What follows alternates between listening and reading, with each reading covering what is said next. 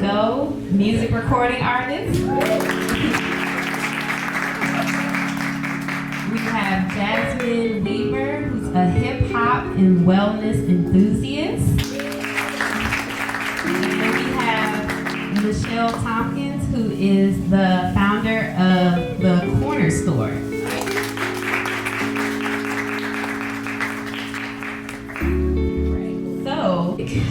And how music is just so healing for all communities, but particularly the Black community.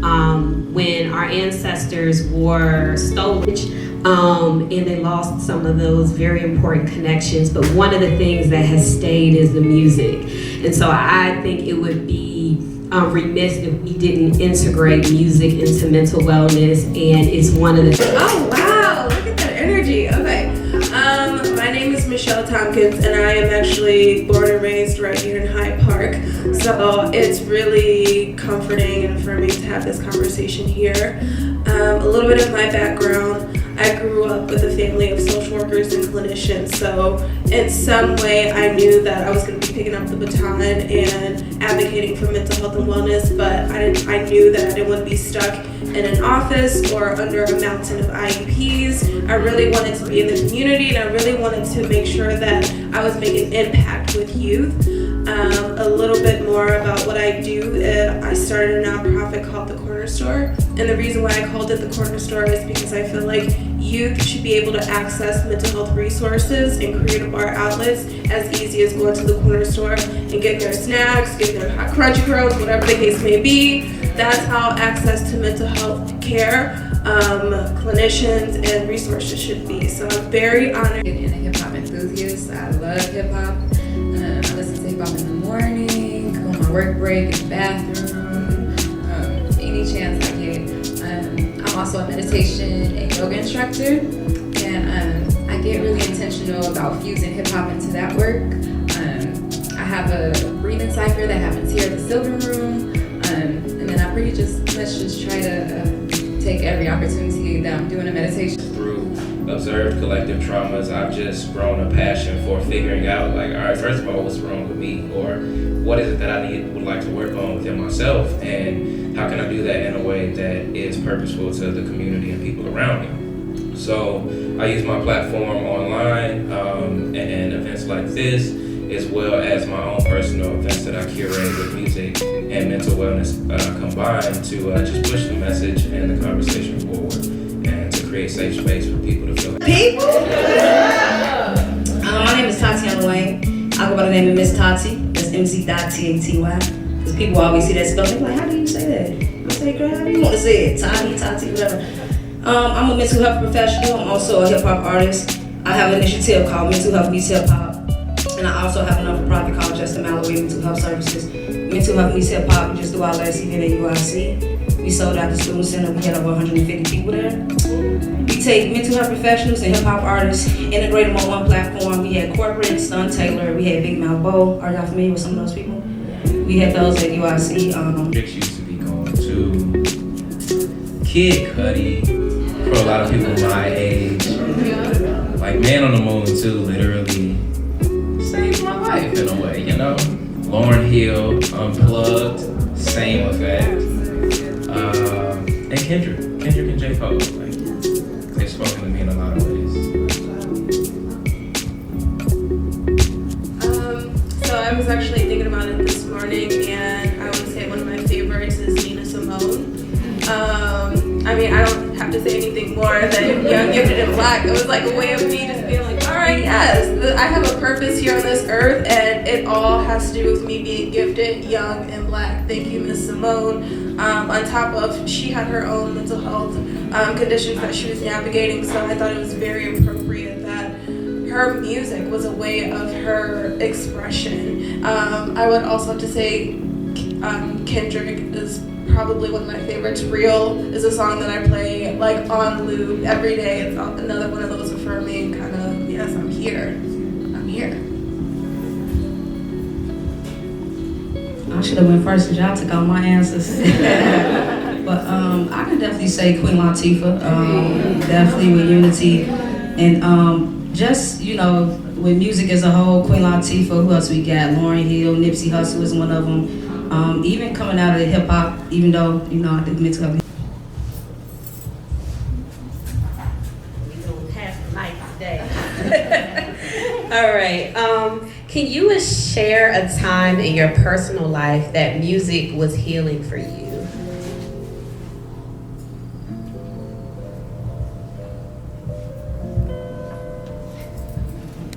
You're not gonna go down there and tell everybody our business. I mean, how many people have heard that? So I utilize music as a coping mechanism.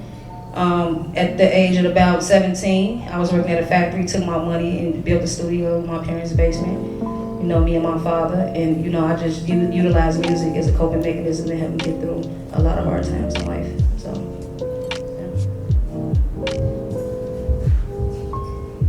yeah. I think I just cried to a lot of Kid Cudi, you know, and that just does a lot for you.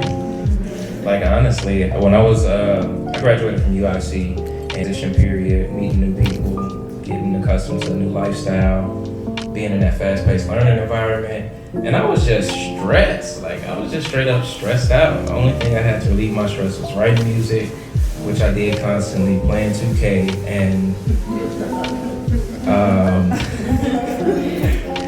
and Lauryn Hill's Unplugged album and Man on the Moon too. Like those two albums are like big milestones for me, and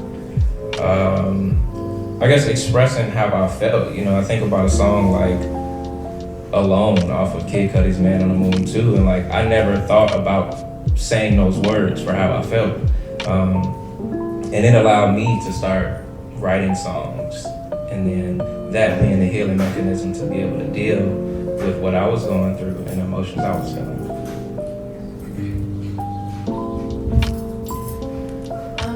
Through studying hip hop and wellness in conjunction, I've been doing that for about 2 years now, and I think the biggest finding is that it's just like simple. The artist saying something that can just resonate with you and make you feel like, wow, this person understands exactly what I feel by the way that they said that lyric, the pocket that they got in, the way that they sung that vocal, whatever vibe they created.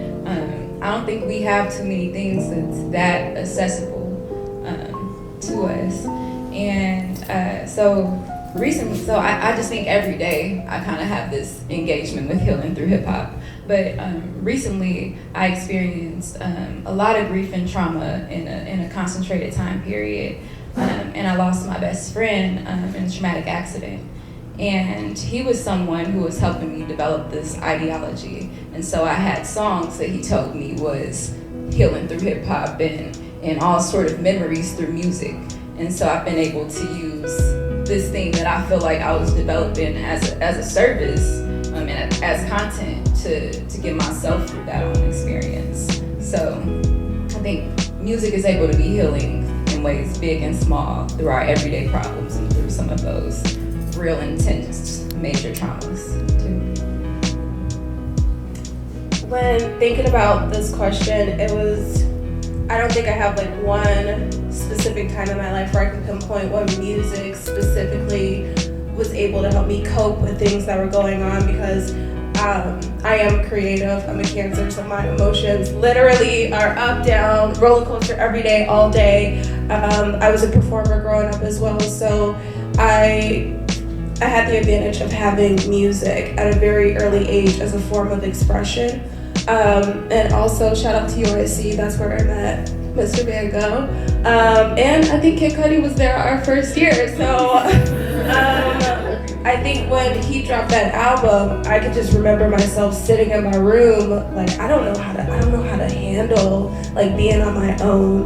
And you know, later down the line, there were some things that came up, traumatic experiences where I completely decided to shut out. And I was like, I can't deal with it. I can't release this burden onto my family. And so music became my family. It became my solace. It became the one thing that I could hold on to despite everything else that was going on. This question is for LA and Tatiana. As artists, how have you all integrated mental wellness into your music? All right, so that was a question, right? Okay. I have a song out that is available called "Be Careful," and that song, the chorus, the words are, I use my words like somebody use a Glock. Be careful. Hit the right trigger, it can feel like getting shot. Be careful. I'm talking about my first experience with anxiety. And the first verse, I detail what it was like having an anxiety attack and going to the hospital for the first time. And then the second verse is how anxiety affects you in a different way, in ways like overthinking, where in the context of a relationship, there's no communication, but there is separation, right? And like, you know, that space creates a lot of space for somebody to create their own reality assumptions, and it can drive a relationship apart.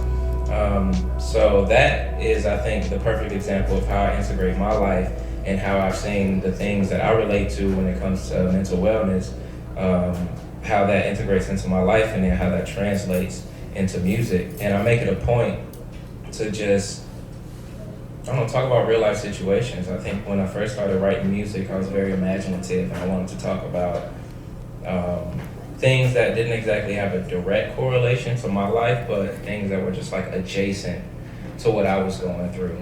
And I could imagine enough to make a compelling story. But when it came to writing my own music, the mic goes out sometimes. When it came to writing my music, later in life, outside of music, I felt as a human being, and then circling back around and integrating these healing mechanisms, these giving myself grace. Like as an artist, a lot of times we get writer's block and we beat ourselves up about it. Like Kendrick in the studio right now rapping. Jay-Z is in the studio, or he was at the time. Like, you know, when you try to be the great, you think about consistent work effort.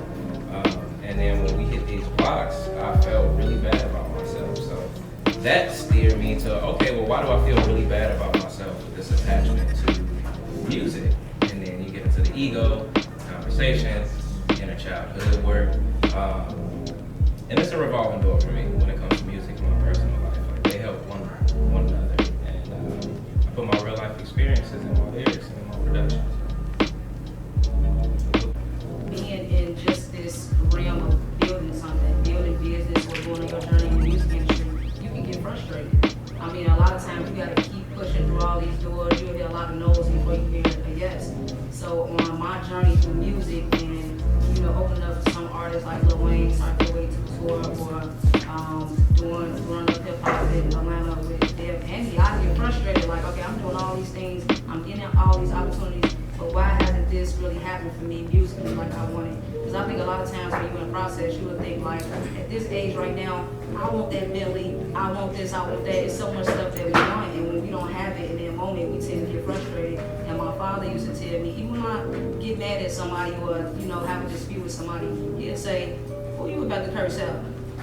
I'm like, you know, my father, I'm like, nobody. He say, go in your studio and put it in your music. Put everything in your music, put it in the song. I remember one time I did a competition here with being for a competition, and down there I had like a meeting with Sony, and I kind of got mad because they, you know, whatever, you know, I was in my early 20s, I don't know. And I ended up missing the meeting. I got so frustrated, and then I kind of got into it with some of these guys, even though now we're totally friends now.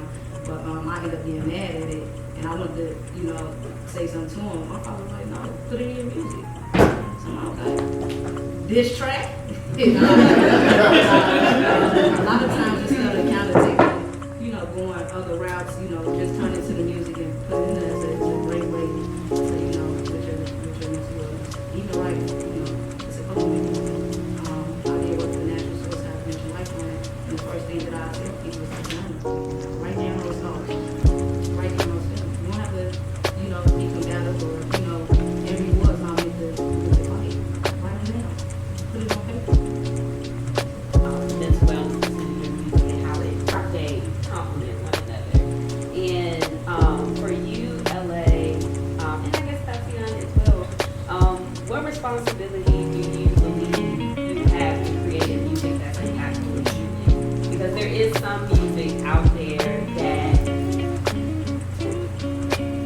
I don't want to say cause some issues, but there are some music, some artists, some lyrics that are out there that don't necessarily promote the well-being of Black folks, or just the well-being of anybody in general. So what responsibility do you all feel to make sure that your music, it just doesn't sound good, but it's also like impactful and healing and how to move things forward?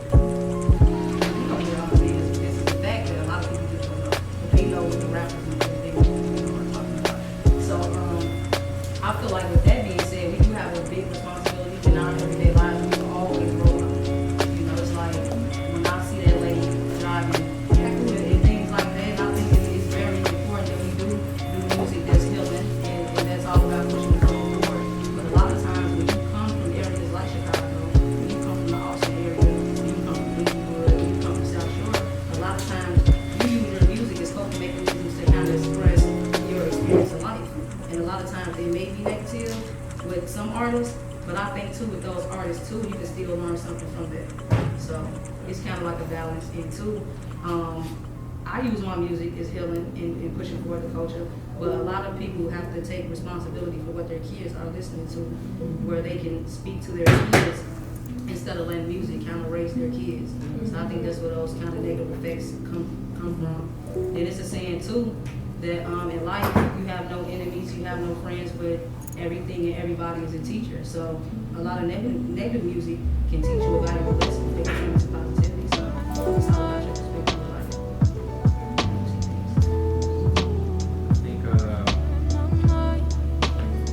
I think for me, what I've learned is that, well, two things.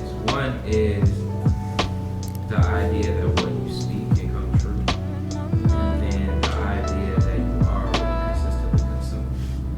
So, as an artist, I try to first and foremost be as honest as possible. So I don't censor my feelings when it comes to writing or getting out an idea. I'll go back and edit depending on what the purpose of the song becomes. And the reason I would go back and do that and why I consider that is for those two reasons I said. It's like if what I'm saying can become true, what do I want to really say? If someone is consuming my music and is a big enough fan of me to listen to it consistently, what am I teaching them? What am I telling them? And I try not to be too preachy when it comes to using that angle to creating music, but it just drives me to be more intentional, more purposeful, and more mindful of what I'm saying. Or not even what I'm saying, but the energy I'm putting into the music, because you can feel that as well. Like, a song didn't come from somebody in this space because you can feel it. You know a song isn't good, but technically it sounds good, but there's no feeling there. Eminem. No, nobody listens to Eminem. That's how I feel about Eminem. We'll be like, yo, you're such a good rapper, dog, but I don't always feel what you're saying. Later music, like early Eminem, uncontested, you can feel him. Now, I just feel like there's a machine gun going past my ears. And it's dope. Wait, that's my favorite rapper now. It is. That's my favorite rapper. I'm a hip hop enthusiast. What's his last album on his list? I didn't listen to it. That's the one you didn't listen to?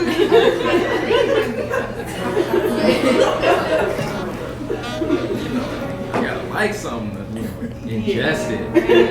Just because you tell me sushi is fire, don't mean it's. Back to the point.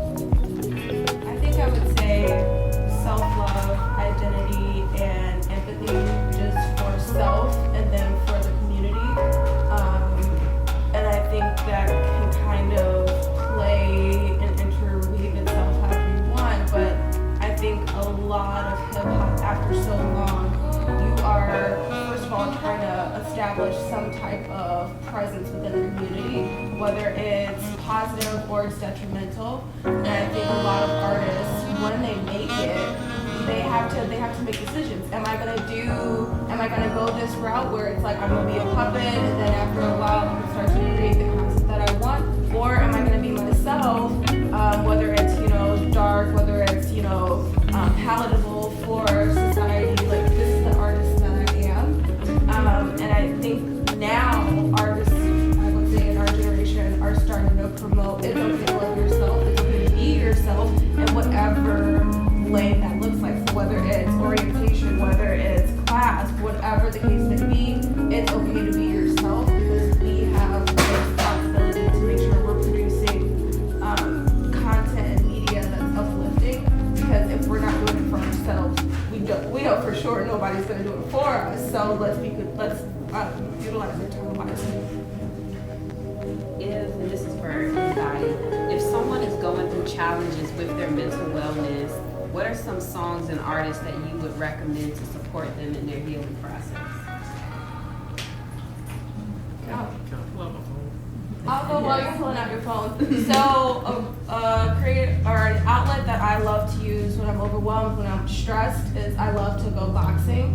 And boxing instructors that utilize Jeezy, kind of like very aggressive trap artists, that I'm able to come out of this like Michelle, oh what's up creative, that I'm like, nope, once the gloves come on, I'm punching this bag until my body gets out. So I would say find a good outlet, find an outlet where you can blast music, even if it's at home and you're doing free paint, crocheting, making food, whatever the case may be. But for me, I would say if you haven't, try boxing with, aggressive hip hop.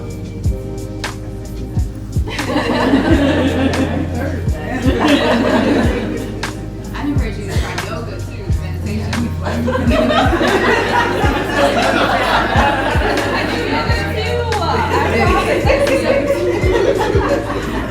Balance both, right?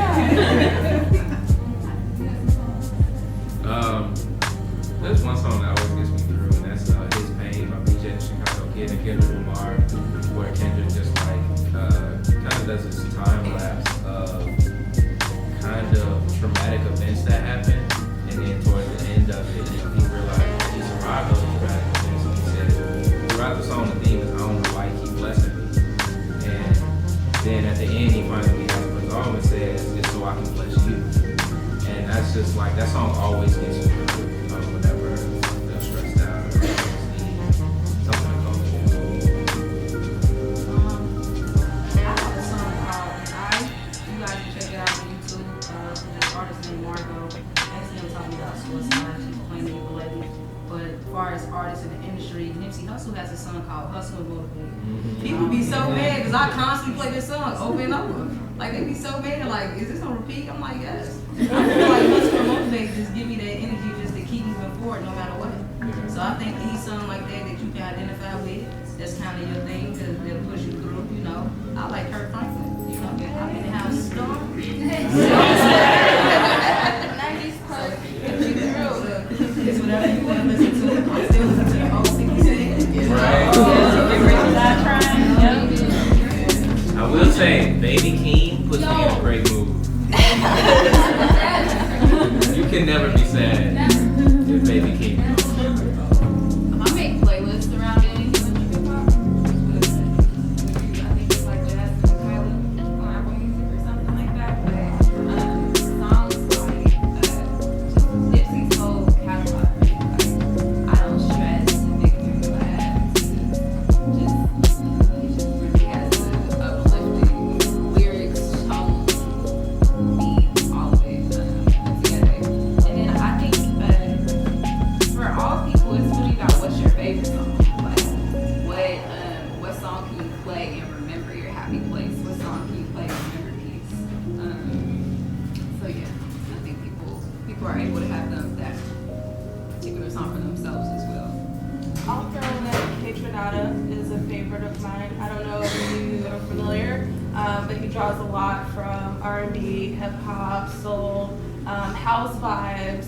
But you blast it, you're able to dance, and after listening to this album, what are you upset about? If I can chime in. So two artists, just like as I've developed from a girl to a woman that have helped me to process life, are Mary J. Blige and Jill Scott. Like, you know what's going on right now? But I think when I was going through more challenges in my personal life, but also like my identity as a woman, but also like relationships, especially Jill, she really. So those are like some artists that like really resonated with me. That do pull in. They're kind of on the cusp of R&B and hip hop, you know.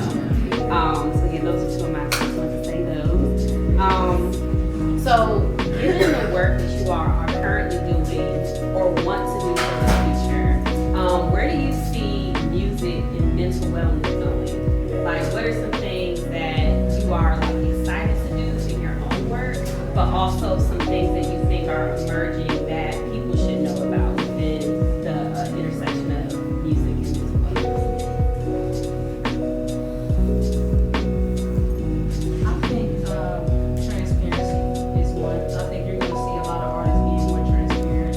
I think we see that, you know, with some of the bigger artists, mainstream artists, being kind of transparent. And I think that speaks a lot because I'm a person that, you know, well, just to tell you guys, but it's my man, never seek validation from anybody. Always be yourself, never seek validation. You know, don't follow up after the next person, you know, just because you think that's what's cool. 'Cause I'm the type of person, you know, just being transparent and just being myself, I feel like that would get you into more than what you need. So I think the music and, you know, mental wellness and just taking off that veil off your mind of, I gotta be like this, I gotta look like this, I gotta say this, it's false. Don't believe it. You know, and I think you're gonna start to see that. And I think in the industry, it's a lot of, you know, even in the media, it's a lot of lies that's being pushed and told. And, you know, you're going to start seeing a lot of transparency. And you're going to start seeing a lot of artists. It's a term we use called jumping out the window. Y'all familiar with that term? You're going to start seeing a lot of artists doing that. Basically being themselves, saying things that people are looking like, whoa, why did they say that? But it's all about, you know, being transparent. I think we're definitely in that era. And, you know, I encourage you guys to do the same. Do yourself. Inclusive of mental health and inclusive of spirituality or inclusive of goodness. It was always like hip hop is this demon or hip hop is this force that's messing up our community. So that's why it became important for me to be like, but no, behind closed doors, hip hop makes me feel good. So like, how can I shift the narrative to that? And so doing things like the Breathing Cipher, Tati and I are having a Breathing Cipher here for Women's History Month next month, where we're uplifting Black female artists in the community and showing their contribution and their talent. And then also I just kind of see all these people outside of this panel and seeing that this picture of hip hop and wellness is something that is becoming pervasive. Wellness in itself. And there's being more conversation in mainstream too. Big Sean just did an interview with Joe Budden. It's like 2 hours long, just about his mental wellness, really. And on there, Joe Budden gave me the dream of my life, and he was talking about like how the labels need to have therapists there. Good thing, I want to do that. And just seeing like conversations like that open up, and rappers talking about that, rappers talking about their mental health on the track and off the track. We see it becoming more of a thing. It's something that's being more supported and more acknowledged more. I would say the work that I do right now, I facilitate small groups with middle school students and high school students. And when we first get together, it's very awkward. They don't want to share. They don't want to do anything. So I'll tell them, I want you to pick your favorite song that you're listening to right now. Let's listen to it. Let's analyze the lyrics. And it creates instant community. The kids are laughing. They're like, oh, you like that? Oh, that's weird. Oh, that's my jam. That's fine. So I think I definitely want to continue to use music as a way of sustaining connection, but also creating community. And then, like Jasmin was saying, I would love to be able to create spaces for youth creatives here in the city to be able to utilize the space where they can really hone into their creativity, but that they're also connected to different clinicians, because I think as creatives, we utilize our art and we utilize those expressions as a way of us dealing with things that may be heavy or that may be toxic or that may be traumatic.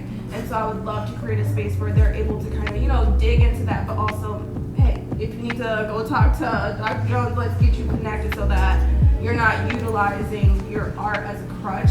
It's more so as an expression. So there's a lot going on, but I'm also just excited for Chicago in general as a community, because there are so many different advocates and leaders that are creating their own ways to promote mental wellness, but making it very palatable. So.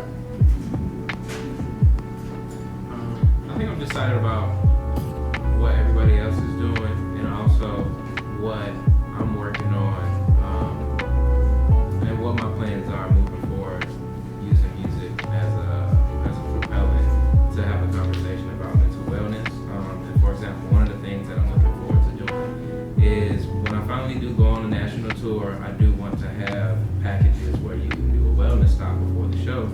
And like how VIP packages are like, meet and greet, take a picture with somebody. I want to do like meet and greet, let's have a 30-minute meditation session, and then we gonna go jam out later that day. And at some point I want to create a national and large event, like festival scale event that combines music and mental wellness resources. So those are in the early brainstorm stages, and I'm just excited about seeing it come to life, because I know it will. Thank you, everybody, for answering all these questions. I feel like goosebumps listening to everybody. And I feel like I got to know each one of you all better from hearing more about your work and your passion in music and mental wellness. Are there any people that have questions for the panelists? And I feel a certain level of guilt to that. I am intentional about, like repairing that, like within myself. And I have comments sometimes. I can't always go to certain events if I'm out of town or I'm just booked doing something else. So that kind of. On the flip side, the good thing that music has brought out of me that I can connect to my family with is they get to see my true self. Like, sometimes I always don't feel welcome to be my true self in the family environment, just because, different generations have different views on different things and what we do. So music allows me to be able to share that side of them in a way that's like, all right, you're not gonna judge me for this song. I know you feel a way about it, but at least you accept the fact that I'm doing something. So that's pretty good. Also, me being an artist, not seeking validation of anyone, me and my family too. So like, I'll say something that's like, around my music,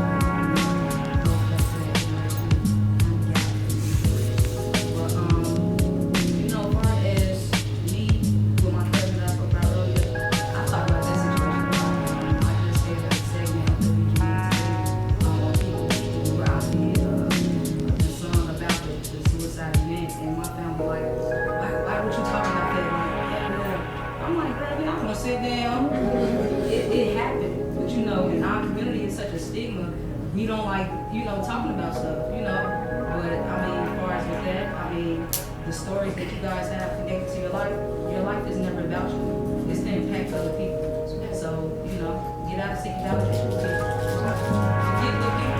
Get in your life. You gotta keep going. Because when people are against you, you're doing something right. So that's right.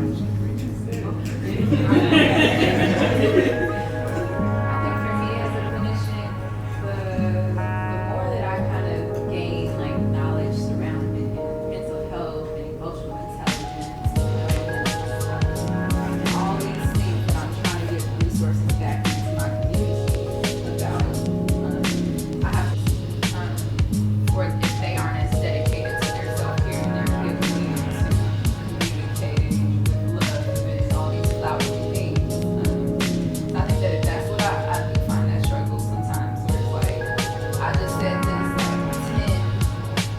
word, paragraph, or whatever about how I felt and communicated effectively, and then you talk to me as something in a way that I feel is more vibratory, I have to like adjust to that a little bit and remember that I always wasn't talking at this type of high vibration too. So yeah, I don't passion. I think for me, because I work so much with youth and I want them to feel comfortable with expressing themselves, it's caused me to have empathy and grace for my family members that are going through things or that have been going through things for 30 years.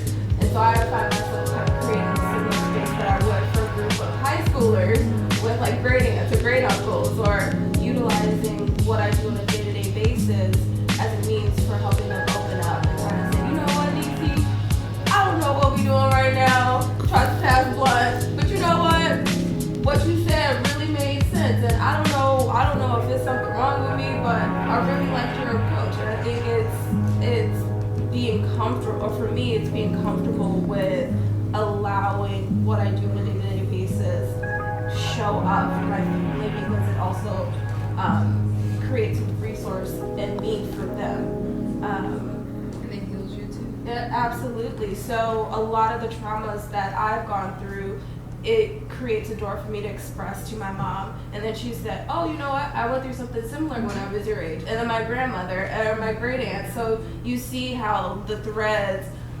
connect family members, and it really creates a healing conversation. And so for me, at first they were like, you need to be in an office, you need to be doing something a little bit more structured. And I was like, that's not me, that's not my style. I need to be able to move, I need to be able to ebb and flow.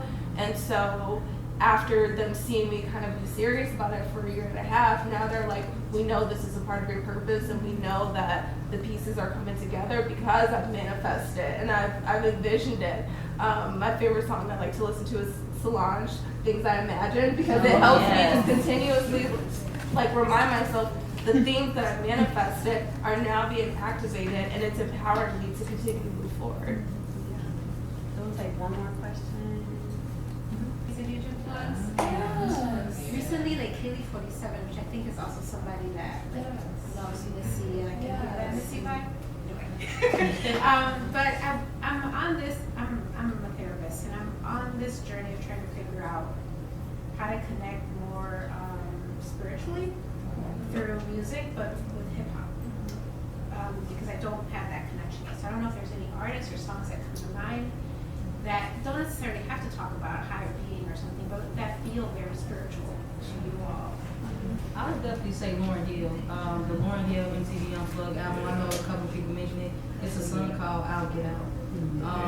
It depends on what type of spiritual connection you're looking for, because people get different spiritual connections in different ways. It's all about what type of ear you have, because a lot of times Missy Elliott might be a person people connect spiritually, and a lot of times it's all about what you have your heart open to. But Lauryn Hill is a person that is very spiritual. The song Everything is Everything, when you really listen to it with open heart, you really get the message. Because a lot of artists, they kind of they're real symbolic. But if you on your spiritual journey and whatever you're meant to connect to, and you listen to music with open heart, you're gonna connect with whatever spiritual alignment you're looking for. So Missy Elliott, go to her catalog, listen to her, you'll find something.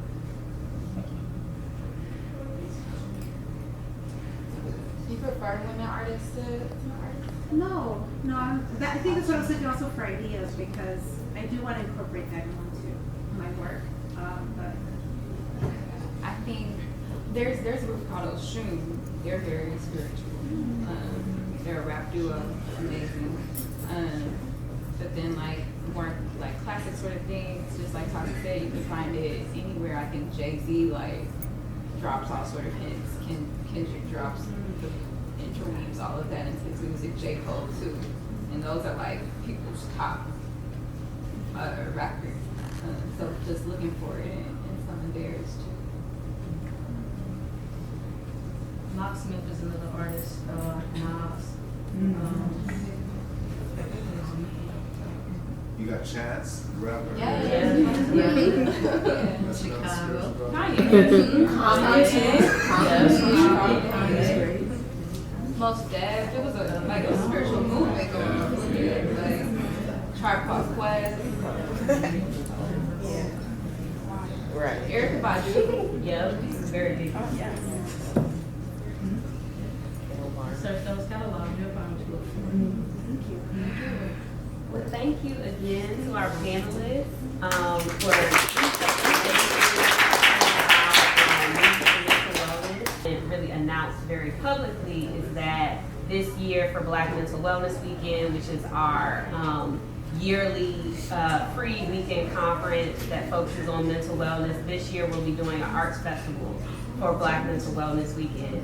So you all hear it first. But I just really over the past 2 years, I've always been trying to think of different things to engage people, and we can't engage our community without the arts. Like it's extremely powerful. So with that being said, if you would like to donate to Sista Afya for Black Mental Wellness Weekend for 2020, please let me know. I got a Cash App. I got everything, PayPal, all of that. But yeah, so I wanted to let you all know, and that was kind of like my surprise for the anniversary, was sharing that. Really excited about it, and how it's going to really just change how we're approaching mental wellness as clinicians, because I'm a social worker as well, but also as a community, and making sure that that's integrated. So the other thing is that we are going to have DJ Bonita Appleblonde. She's going to be spinning for the rest of the night. We have a beautiful cake and cupcakes from Lane's Bake Shop, owned by a Black woman. It's delicious, so if y'all don't eat it, I will. And just thank you all for being here. I'm really proud to be a part of this Chicago mental wellness community. Like when I talk to my friends back at home, I'm like, there is a beautiful movement happening in Chicago with mental wellness, and there are I could probably name 30 people who are doing dope stuff right now. And so it's just really inspiring. And I'm also proud of the work that Sista Afya has contributed to the mental wellness community. So we have Latanya, who's one of our therapists. We have the ambassadors who help us with community outreach. And then with Camari right here, just a new addition, helping us with photography. Shout out. Thank God, thank the support system. But I know sometimes people might see me more often, but I do not do this work alone. There are so many people who've helped the impact that we've made in Chicago. So since 2017, we've served over 700 Black women, whether it was through individual therapy, group therapy, support groups, social events, workshops. We're a very small team. And so I'm really proud of that, and I'm really proud of the innovation within the mental wellness community in Chicago, and being able to bring that innovation into Sista Afya, because my goal is that our community is constantly thriving and constantly healing, and it takes all of us. Everyone who's sitting here has a role that they can play to advance that in our community. And I thank you all for, even though you didn't know you were taking up that mantle, but doing it in your own personal way, but also in ways that you don't even see right now.